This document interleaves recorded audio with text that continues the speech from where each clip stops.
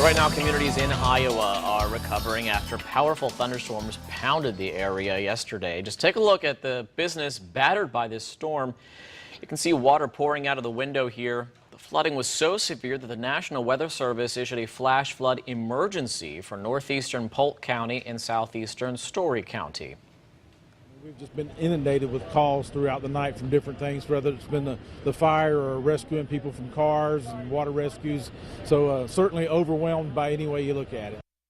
And right now, several roads are closed due to the flooding there. But let's turn to Week News meteorologist Brooke Silverang. She's tracking some rain here, but I don't think anything like that.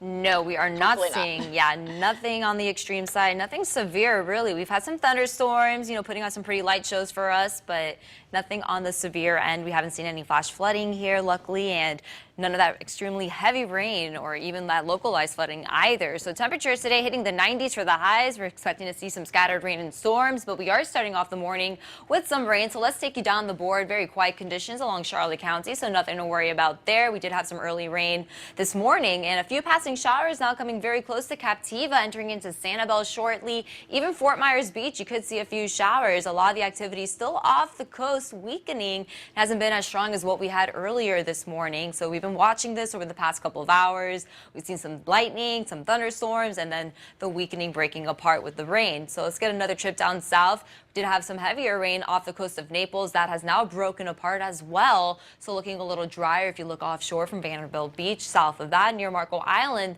Now that's the one active thunderstorm we're watching. Has now weakened because earlier, about the past 15 minutes, there was about 8 lightning strikes. Now we're down to 1, 2, 3, 4 there. So again, some of the storm activity has been weakening for the early morning. But let's get a closer look over Marco Island. Andrea's mom is there, and she's getting rained on. So we have some of that moderate to lighter rain on Cape Marco and along Collier Boulevard. This is passing its way from south to northward, and that's been the trend with a lot of the shower activity that we've had this morning, starting off in the south, working its way north, being driven by that southwest wind. So dry along everywhere else from 75 all the way into our inland communities, LaBelle, Arcadia, Lake Placid, Tice, all of that looking good and quiet for now, because we are expecting to see some rain and storms to develop later on. Now, most of the rain this morning has been offshore. You can see the rainfall totals out about an inch at the heaviest off the coast of Captiva there, and about half an inch everywhere else. So nothing significant along the inland communities or even barely on land. So as we go throughout your day today, as I mentioned, a good chance to see a few showers and some thunderstorms to develop along 75, working their way inland.